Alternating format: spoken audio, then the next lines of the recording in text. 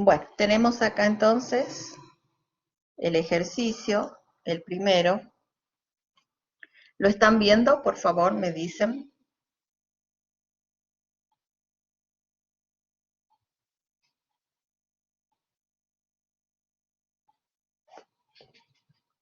Muy bien. Ok. Entonces, el primer ejercicio es el siguiente. Lo voy a leer para ver porque está todo en la consigna. Se necesitan medir aceleraciones en un nivel de un edificio, o sea, en una losa, en alguno de los pisos que tenga, donde va a haber un instrumental que es muy delicado y sensible a los movimientos. Se sabe entonces que movimientos con frecuencias mayores a 10 Hz son perjudiciales para ese equipo. Entonces se necesita poner un instrumento de medición que monitoree el contenido frecuencial del movimiento, o sea, el movimiento, y cuando alcance esa frecuencia de vibración crítica, ya se hace para el sistema o algún sistema de protección mecánico puede entrar en funcionamiento para evitar daños al equipo. Entonces, con esas premisas, yo tengo que decirle al que va a diseñar el equipo de medición o cómo lo voy a comprar, entonces, qué características en cuanto a amortiguamiento y frecuencia tendría que tener ese instrumento.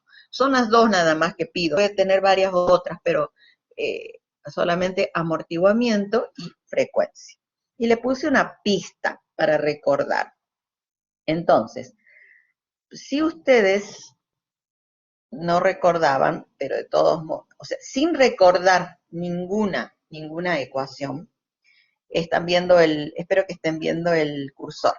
Entonces, recuerdan que para que sea, o sea, para determinar las características de un instrumento de medición, yo tengo que ver que alguna de estas variables, de estas dos variables, sea constante. D era una relación entre la amplitud del movimiento dinámico sobre la amplitud del movimiento estático.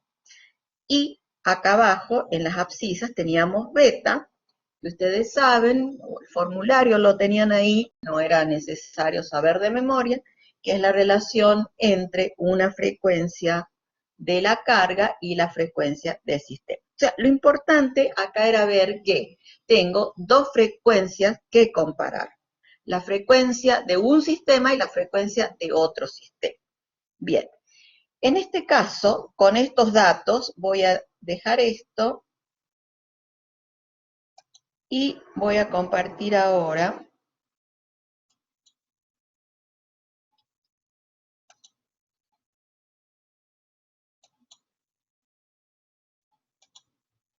la pizarra.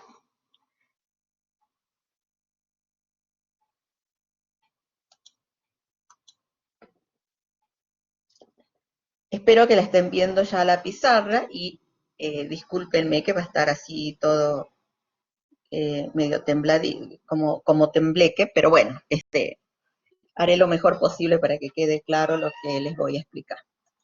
Entonces, habíamos dicho que yo tengo que relacionar las frecuencias de dos sistemas. Un sistema,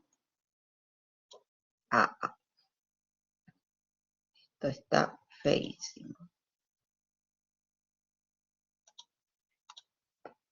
Entonces, un sistema es la losa y el otro sistema es el instrumento de medición. ¿Qué es lo que yo sé? Que esta losa se va a mover y que va a tener algún tipo de frecuencia. Y el sistema de medición me lo tiene que tomar. Antes de eso, yo acá, esto rojo es el equipo. Entonces, este equipo es el que mantener, digamos, a salvo de vibraciones mayores de 10 Hz. Bien. Pero la relación que yo tengo que encontrar, esa relación beta, es entre dos frecuencias, habíamos dicho. Y es, en este caso, relación hacia cuerda, es el caso de vibraciones armónicas, ¿no? O sea, la carga es una forzante armónica. Entonces, en el numerador tengo la frecuencia natural de la carga y en el denominador la del sistema, la del oscilador, la que yo quiero saber. Entonces, no importa, póngale rayita, asterisco, lo que sea, lo importante es comprender esto. Arriba va la frecuencia de la forzante y en el denominador la frecuencia del sistema.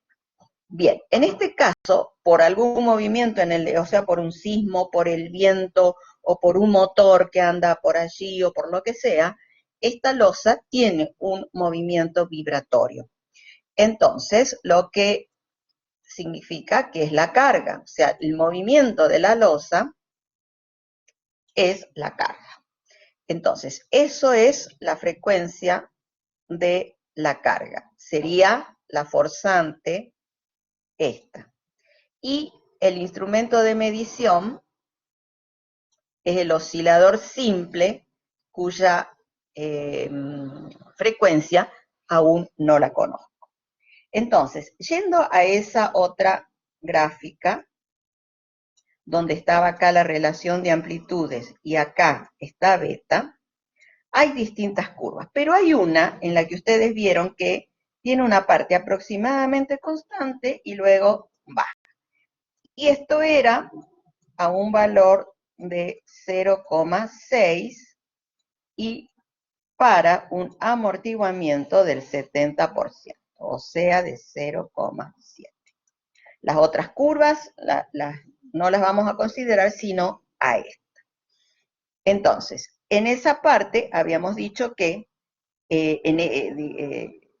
es casi constante, o es constante, hasta 0, entre beta igual a 0 y 0,6. Entonces, para beta, entre 0 y 0,6, esta relación de respuesta es constante. Y esta relación de respuesta era igual a ρ, C, B, lo que quieran llamarle, al la amplitud del movimiento dinámico sobre la amplitud, como si hubiera puesto la carga P sub 0 sobre K en forma estática. Entonces, ρ, que es el máximo, la amplitud de ese movimiento, ¿a qué va a ser igual? A D por P sobre K. Bien, y en este caso, como es una aceleración, este P sub 0, esto ya es una explicación más extra, no necesitaban hacerlo ustedes en el parcial, pero quiero explicar el concepto completamente. Este P sub 0 en ese caso, ¿se acuerdan? Cuando yo tengo una aceleración, es una fuerza efectiva igual a la masa por la aceleración que se trata. En este caso sería una aceleración de piso, que se llama, de piso. Bien, entonces, como D es constante, K es constante, la masa es constante, entonces la amplitud que yo estoy midiendo es directamente proporcional a la aceleración. Por eso se dice que esta primera parte con este gráfico mide aceleración. Esto no necesitaban recordarlo porque yo ya le había puesto que hay que medir aceleración. Entonces, lo importante es mirar acá. Beta, que es W sobre B, entonces tiene que ser a lo sumo igual, menor o igual a 0,6. O sea, esa es la relación que tienen que haber entre los dos. ¿Qué sé yo? Yo sé, esta es la fuerza, esta es la acción. Yo sé que tengo que tener una frecuencia rayita límite de 12 Hz. Entonces yo les di F 12 Hz. Para pasarlo a W lo que tenemos que hacer es multiplicarlo por 2pi por frecuencia. Y vamos a hacer lo mismo, el de abajo, puedo hacerlo en función de W o lo que sea, pero lo vamos a hacer directamente así. O sea, B rayita es 2pi por frecuencia cíclica rayita. Y W es 2pi la frecuencia natural del sistema. Y lo vamos a poner en el límite igual a 0,6. Se me va esto, creo que era 12, no, 10 Hz. Entonces, 10 Hz dividido 0,6 igual a lo que salga, y ahí entonces esta sería la frecuencia mínima que tendría que tener o que tiene que ser capaz de medir ese instrumento. Entonces, ¿cuál es la respuesta? Le tengo que decir que las características en cuanto a amortiguamiento es que tenga el 0,70, o sea, 70%. Y por favor, constrúyame un aparato en el cual la frecuencia, o sea, sea capaz de tomar, su frecuencia sea mínimamente 10 sobre 0,6, ¿cuánto es? Sería 10 por 6, 60, ¿no? Sí, dividido 6. Ah, no, 6 por 10, sería así. Bueno, lo que salga, no tengo ahora y estoy. Entonces, la frecuencia que salga acá, esa sería las preguntas que tenían que responder. Entonces, era mirar esto, mirar el 0,6, que era el límite, por si no se lo acordaban, despejar este W, y ese W mínimamente tenía que tener ese valor. W o F, no importa lo que sea, porque me podrían haber dado la respuesta también en radianes sobre segundo, o esto en ciclos por segundo, no importa.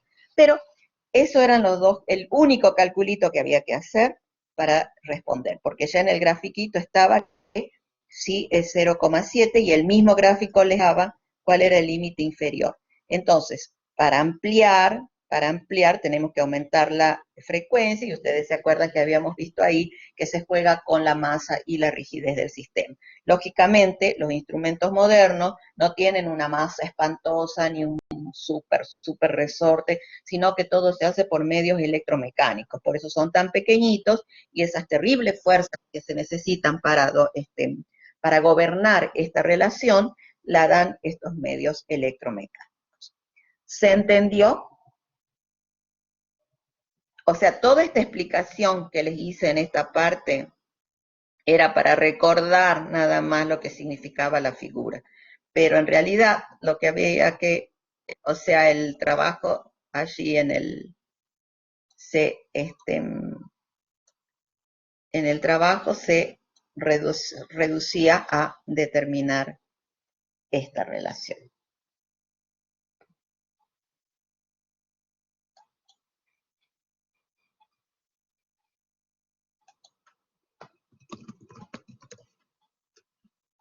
¿Alguna pregunta, por favor?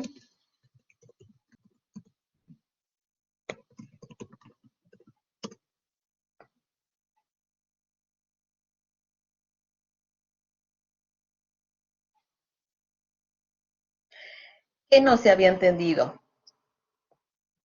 O sea, esto es simplemente, no voy a decir simplemente, es importante en el sentido de aplicación de la fórmula o aplicación de un concepto, ya en términos totalmente prácticos, en el sentido de que va a pasar, es decir, son sistemas mecánicos, incluso pueden pedirles que tienen que diseñar algún tipo de aislamiento de esa estructura, por ejemplo, pero para aislarla necesito conocer la acción, o sea, la frecuencia de cómo se va a mover el piso para poder luego hacer los elementos mecánicos o ver de dar alguna respuesta, que no lo damos nosotros por ser ingenieros civiles, pero sí tenemos que definir cuáles son las frecuencias que tenemos que limitar, las frecuencias que tenemos que medir, los amortiguamientos que tenemos que manejar. Eso sí es tema de la ingeniería civil.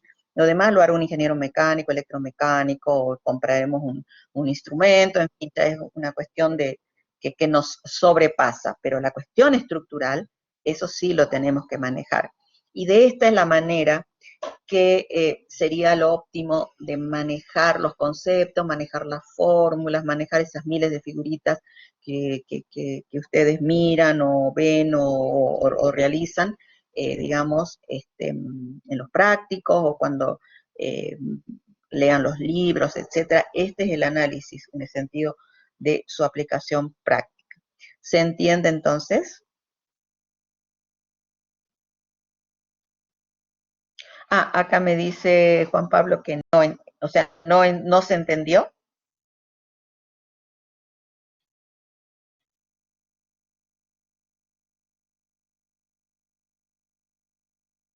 Ah, ninguna duda. Ok. Sí, las respuestas vienen, preguntas atrasadas, por eso no sé a qué se refiere. Bueno, podemos pasar entonces al segundo. Así vienen los líos y los entuertos con las conversaciones de WhatsApp cuando uno está contestando una pregunta que hace 2 o 3 cuadritos ya pasó. Es verdad. Bueno, veamos el segundo. El segundo decía, un oscilador simple está sometido a la carga representada en la figura. Es la carga tal cual como la tenían en el práctico. Otra, por supuesto, no les iba a dar la misma. Tiene una primera rama que es armónica, como en el práctico, que también era armónica, nada más que senoidal. Acá es cosenoidal. Una sección lineal y una tercera que lo vieron en el práctico. Entonces, determinar los valores de la misma, porque estoy hablando de la carga, ¿m? Representa la carga. Esa carga tiene una primera rama. Determinar los valores de la misma, de quién es la misma, la carga, para los tiempos especificados en el cuadro.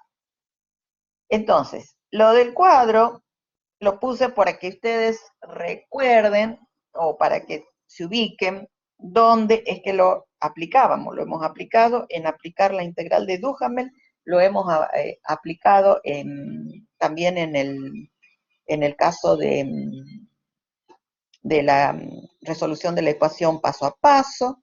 O sea, siempre hemos discretizado la carga, o sea, hemos determinado su valor para determinados tiempos.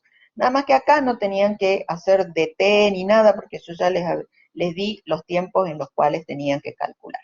Entonces, era de la 10ª parte de dificultad y trabajo del práctico, y vamos a ver entonces la resolución. Tiene una primera rama cosenoidal, que dijimos que era un cuarto. Esto es un ciclo completo de coseno. Cuando empieza de 0, entonces era este. 1, 2, 3 y 4. Era el primer cuarto. O sea, entre 0 y... después lo vamos a ver y luego tiene una rama lineal hasta T2 y después va constante. Entonces, veamos. Gran parte ha hecho esta parte lineal y la parte constante, y la parte cosenoidal, de los poquitos que mire, ninguno hasta el momento lo hizo. Entonces, ¿cómo sería esto? Parte de 0 y llega a T1. En 0, si es una carga cosenoidal, simple, porque parte de 0, no está desfasada, nada, va a ser el P1 coseno de omega t, y acá de vuelta es la forzante, es carga. Entonces, P1 coseno de omega t, lo más simple, una fuerza cosenoidal en el tiempo. Acá está la variable tiempo, y esto es P de t. Bien, esto es P1 acá. Entonces, cuando t vale 0, P de t vale P1. Exactamente. Entonces, cuando T es igual a T1, tengo que vale 0. Si vale 0, como P1 no puede valer 0, porque tiene un valor, entonces, indudablemente, lo que vale 0 es coseno de omega t, omega raya t. Y si esto vale 0, entonces, el valor de omega por T1 tiene que ser igual a ¿cuánto? Escríbanlo, si es que no lo quieren decir. ¿Cuánto tiene que valer omega T1? Pi sobre 2, exactamente.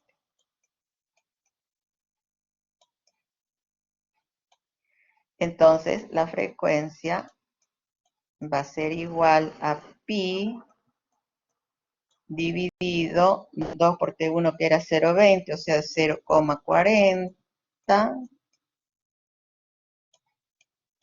Y eso, debo tener por ahí, salía 7,85 radianes.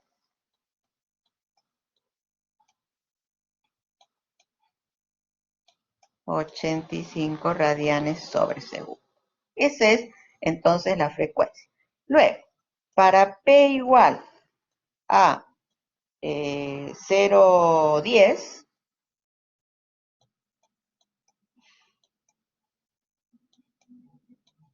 esto iba a ser igual a ¿cuánto? A P1, que valía 50 kilonewton, por el coseno de 7,85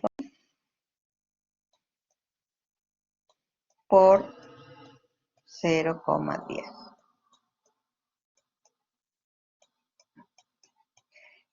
Y si las cuentas no están mal hechas, esto daba 35, lo hice hace un ratito, por 37 kilonewton. Y eso era que había que poner allí al lado de 0,10. Bueno, el otro, la mayoría lo sacó, era lineal, 18 daba, y el último, por supuesto, espero que nadie le haya fallado, que es 30, 30 kilonewton, que es el valor de la carga P sub 2 que les di de dato. ¿Se entiende entonces? O sea, creo yo que los que hicieron el práctico, los tenían que haber sacado, pero al vuelo, porque la única diferencia es que en vez de coseno era seno, pero de ahí todo el procedimiento es lo mismo. ¿Pero se entendió?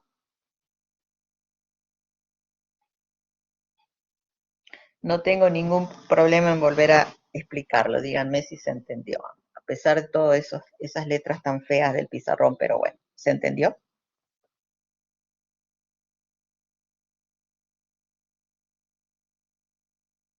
Ok, bueno, y con eso tendrían 25 puntos. No lleva más de 10 minutos, pero bueno, siempre hay que triplicarlo para el caso. Yo lo que me sale a mí en unos cuantos minutos siempre lo multiplico por 3 para ponerme en el lado de ustedes, que tienen que pensarlo más, etcétera, etcétera. ¿Vieron que no era para nada difícil? Es aplicar lo que habían hecho en el práctico 2, este segundo ejercicio. El otro sí reconozco que era para pensar un poquito más, pero la resolución era muy simple, por eso le di poquitos puntos.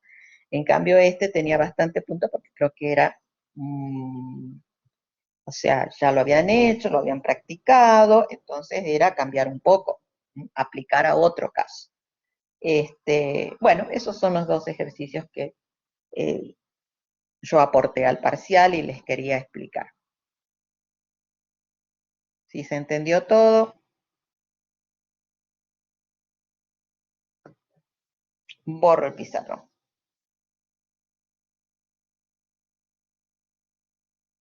Creo que con la carga lineal ya no debe haber problemas, así que muy bien.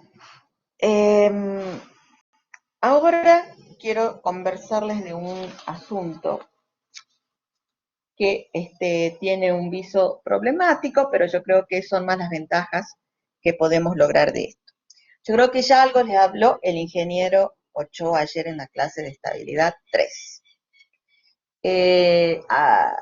Ha llegado un pedido de la universidad, creo que se llama Uniminuto de Colombia, una universidad privada también que tiene rectorías en varias partes de Colombia.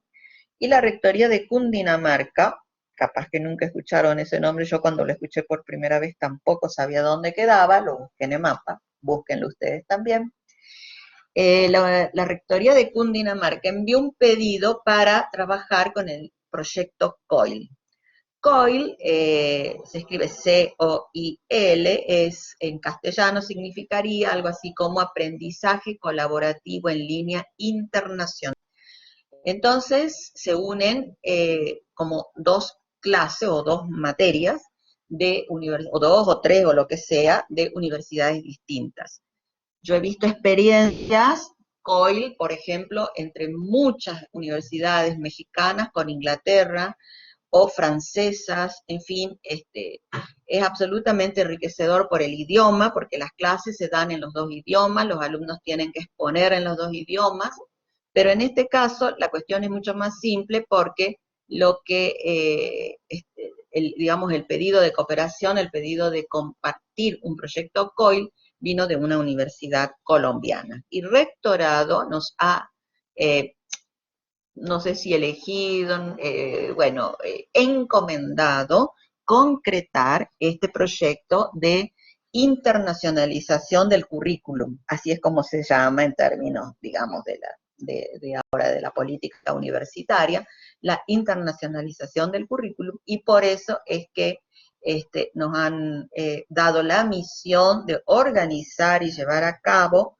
las clases COIL, que van a tener la modalidad de clases espejos. Hay otras modalidades en las cuales ciertos alumnos trabajan en un proyecto de investigación de cátedra, es como una actividad extra. Nosotros no lo queremos poner como actividad extra, o sea, para que no se les aumente la actividad a ustedes, sino dentro de la materia de dinámica estructural. Entonces surgen los inconvenientes que tenemos que llegar a un acuerdo. Primero es el horario. Colombia tiene las clases martes y jueves de 6 a 7 y media hora colombiana, que sería 8 a 9 y media hora argentina. Entonces ellos estaban proponiendo clases o encuentros, 5 son 5 semanas, entonces encuentro martes y jueves. Nosotros creemos y estamos en esa organización de que el encuentro online, o sea, sincrónico, sea una sola vez a la semana y el día jueves. La idea es proponerles que un día hacemos horario argentino, otra semana horario colombiano y así nos vamos alternando. La primera pregunta importante: los jueves, después de las 8 de la noche, ¿tienen clase de algo? Yo creo que no, pero quiero que me lo confirmen. O sea, que en cuarto año no haya ninguna materia después de las 8. ¿Es así? Ah, tienen hormigón. ¿Y los martes a las 8? Esos son los jueves, que me están diciendo, hormigón de 8 a 10 los jueves. Alguno que active el micrófono, así hablamos directamente.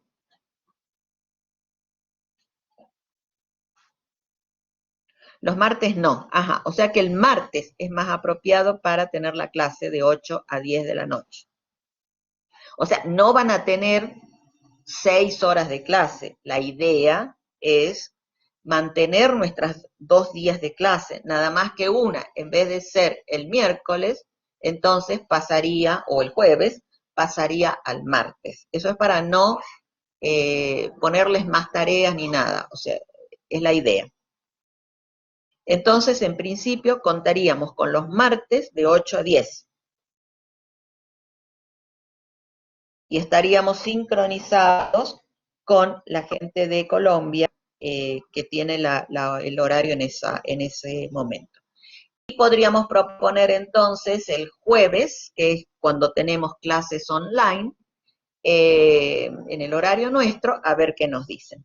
Y si no, bueno, quedaría los martes de 8 a 10, por un tiempito, por ese mes nada más, 4 semanas, pasaríamos a tener no el jueves, sino el miércoles, y, no, el martes, porque lo que no quiero sacarles a ustedes son las clases presenciales, o sea, que eso quede presencial.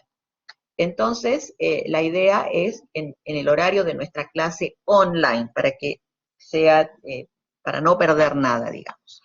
Bueno, entonces el tema que se va a ver era justo el que íbamos a comenzar por estos tiempos, que es el diseño, o mejor dicho, no, la determinación de las fuerzas sísmicas por el método estático equivalente. ¿Se acuerda que, si recuerdan, antes del parcial hemos quedado hablando, manejando ya algunos primeros conocimientos sobre los métodos de determinación de fuerzas sísmicas? Entonces, nosotros en el curso vamos a ver dos: el método modal espectral y el método estático equivalente. Y para los dos les había buscado en internet y propuesto dos plantas para edificios de 3 niveles, cosa que podamos manejar en forma manual la determinación de los modos y todo, que ya ustedes lo saben. Ese también es un problema que tenemos que coordinar con la gente de Bogotá, porque en realidad Cundinamarca es como un barrio muy cercano de Bogotá. Entonces, el sitio, yo le digo Bogotá porque es prácticamente la capital, ¿no? Bogotá. Entonces, el profesor de allá dice que ya tienen 2 casos de edificios reales construidos en Bogotá. Ya estoy pensando que son edificios demasiado complicados, muy altos. Así que como condición les he puesto también de que el edificio lo vamos a cortar a 3 niveles, porque yo no es la idea que ustedes hagan un edificio para un método y otro edificio para otro. No, es duplicar el trabajo. El mismo trabajo tiene que ser para uno y otro método. Entonces, eso es lo que estamos en estos momentos coordinando.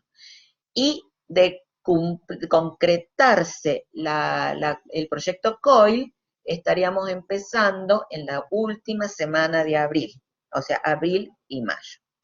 Esto nos lleva a cambiar un poco nuestro propio cronograma. Es decir, deberíamos seguir con el diseño o la determinación de las fuerzas por el método modal espectral, y luego ir adelantando otros temas importantes que nos faltan. Entonces, espero, a ver, para que nos organicemos, o mejor dicho, para organizar el mapa conceptual. ¿Se acuerdan en la secundaria cuando hacían el mapa conceptual de lo que es la materia y dónde estamos ubicados?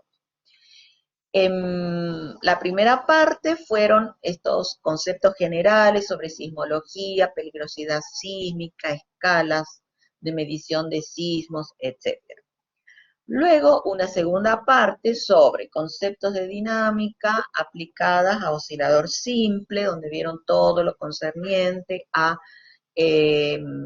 frecuencias fundamentales, cargas armónicas, instrumentos de medición, y luego pasaron a la parte de sistemas de varios grados de libertad, y allí se vio la descomposición modal, encontrar las frecuencias, las formas modales, qué es lo que significa una descomposición modal, ya lo vimos.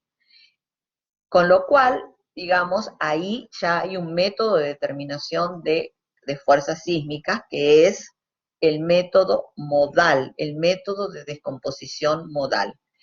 Eso lo hemos visto. Fíjense en la clase que dice descomposición modal, no es lo mismo, está emparentado, pero no es igual que el modal espectral. El método de descomposición modal, o el método modal directamente, es un método dinámico de tiempo, o sea, con el cual logramos la respuesta en el tiempo. Hemos estado en la clase presencial hablando mucho de eso.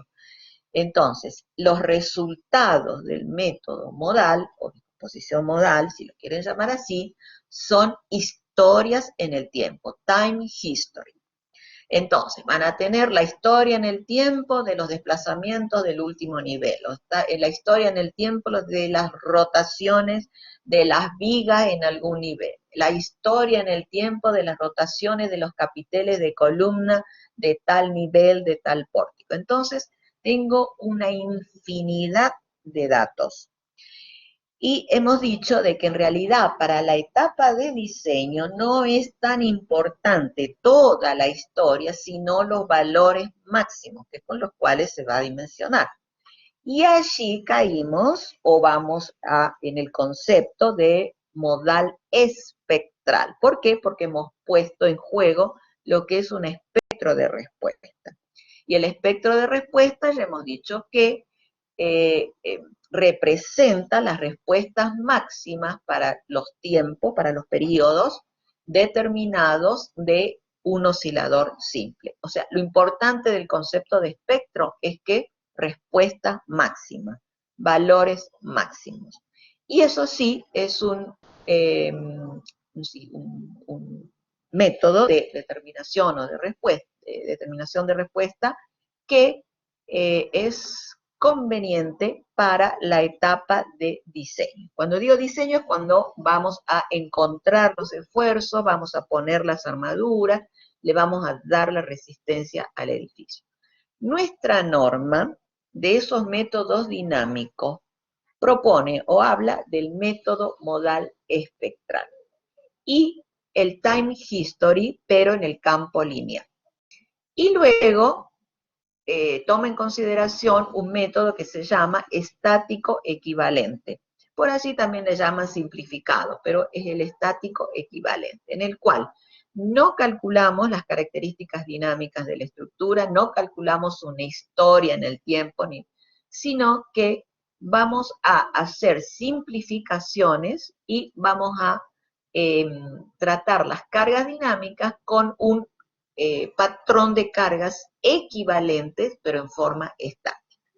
Entonces, los dos métodos que vamos a desarrollar en nuestra materia son el modal espectral y el estático equivalente. ¿Se entiende hasta aquí? La norma tiene también el análisis lineal paso a paso, pero eso no lo vamos a ver en el grado, no lo vamos a ver en esta materia en detalle. Ustedes tienen un pequeño ejemplo con una aceleración senoidal nada más, que está en la clase desarrollado, ahí lo tienen con números, con todo, o sea que saben, deberían saber cómo es el método, el concepto del método. Tienen desarrollado el método modal espectral también, en un ejemplo sencillo, y ese es el que lo vamos a llevar a nuestro edificio. Eso entonces es lo que sería la determinación de la fuerza sísmica por medio de estos dos métodos. Luego en el programa tenemos que tratar las estructuras de mampostería, todo un gran tema, un bloque, que se lo puede tratar separadamente del tratamiento del edificio, que es de hormigón armado. Y el otro bloque que nos está quedando también es el análisis, el estudio de cómo responden las estructuras a una carga de viento con la aplicación de la norma respectiva.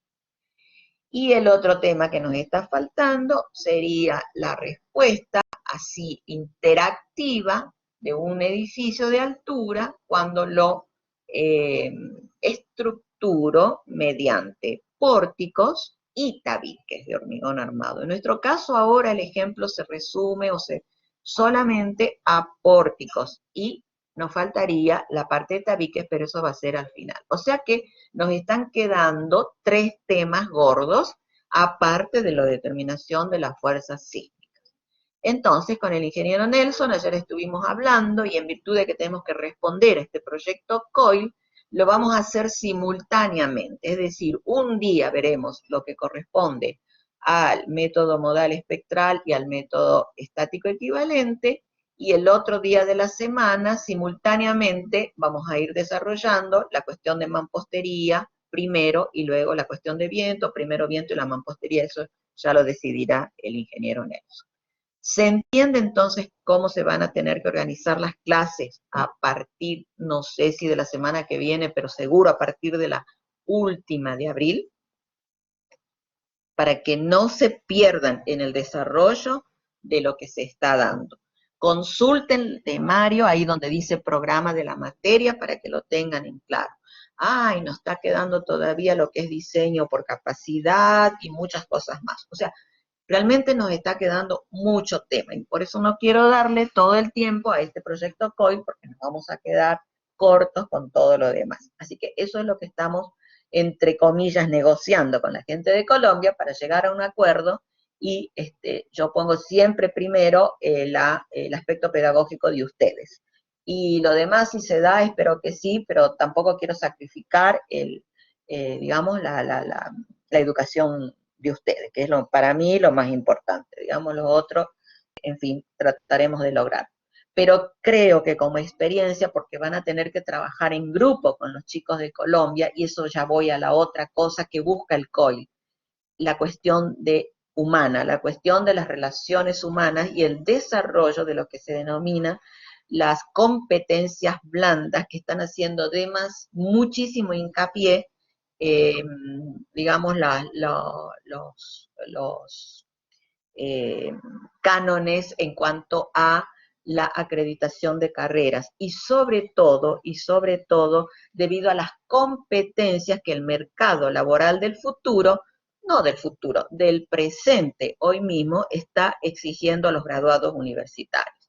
Nosotros por allí los ingenieros nos encerramos demasiado en los técnicos, en la fórmula y todo lo demás y descuidamos aquello que se denomina o que corresponde a la inteligencia emocional, que es muy importante a la hora de liderar equipos, a la hora de dirigir equipos de trabajo, pero también a la hora de formar parte de equipos interdisciplinarios.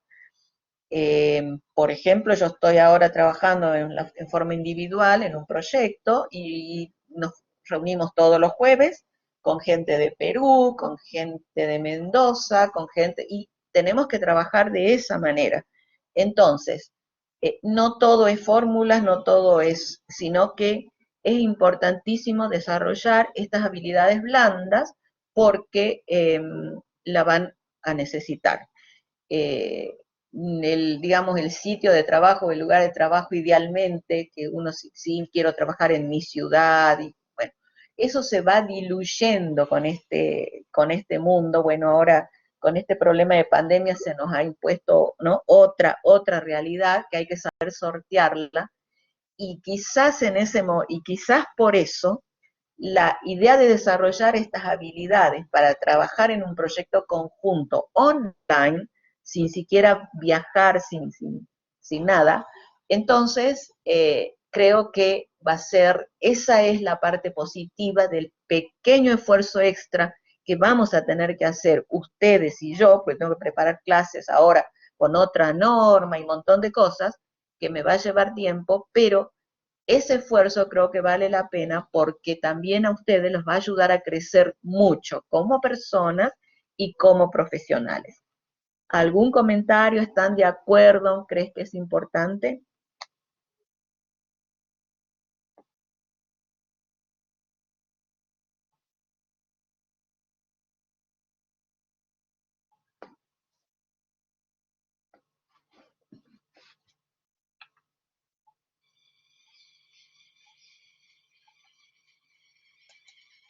¿Están allí?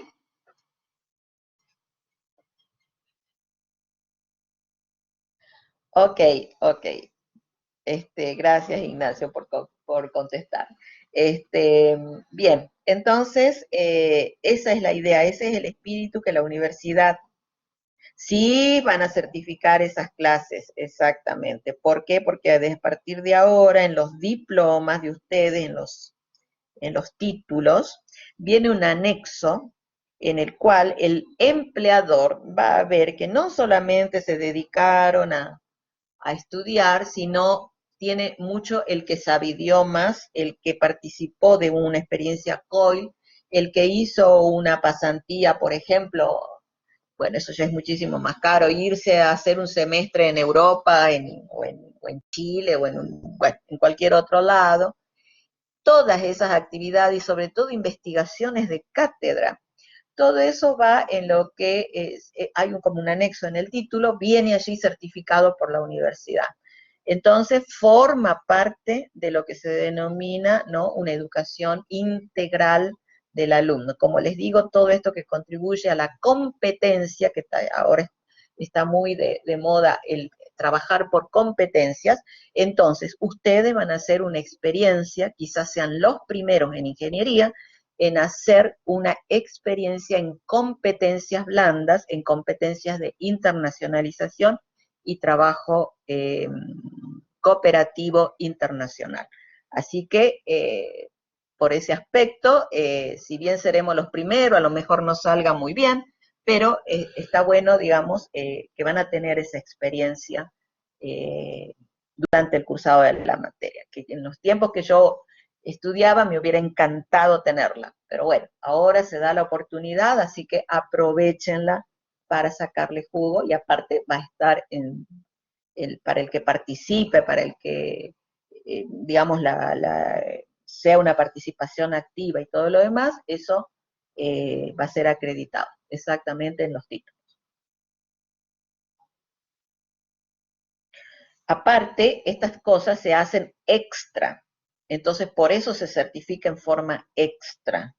Acá lo que estoy intentando es que esté dentro de las clases, pero les digo que a lo mejor en algún momento vamos a tener que tener clases, no solamente estas 4 horas, sino que vamos a tener que compensar porque son muchos los temas que faltan, entonces vamos a tener que hacer un poco más de clases en la semana. Es un esfuerzo. Por eso quiero quiero decir, lo expreso que va a ser un esfuerzo. No es que va a ser fácil, va a ser un esfuerzo, tanto para ustedes como para el ingeniero Ochoa y yo, que somos los docentes que estamos a cargo de la organización y llevar a cabo esto. Entonces, pero bueno, ya que va a ser un esfuerzo, tratemos de hacer lo mejor posible, que abra un camino, una puerta y que sea lo primero de un sistema y de un proceso que no acabe y que por el contrario se fortalezca. ¿Mm? Así que esa es la idea. Bueno, entonces, conclusión, en principio, para proponer los martes de 8 a 10 de la noche, tendríamos la clase sincrónica. Y bueno, las actividades ya sincrónicas, eso ya lo voy a coordinar con la gente de Colombia. Les quería también compartir lo siguiente. Tengo acá, sí.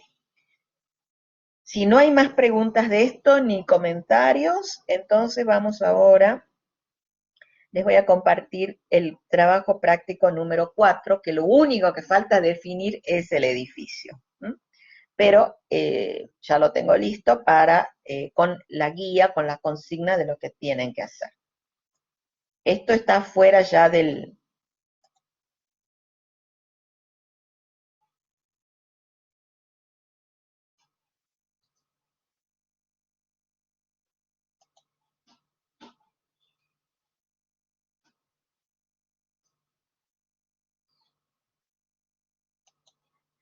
¿Están viendo la pantalla?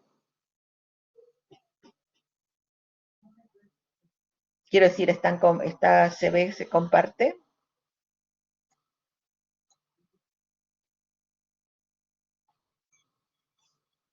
Ok. Sí, algo me está pasando acá que no me deja compartir. A ver, voy a cerrar esto, voy a salir.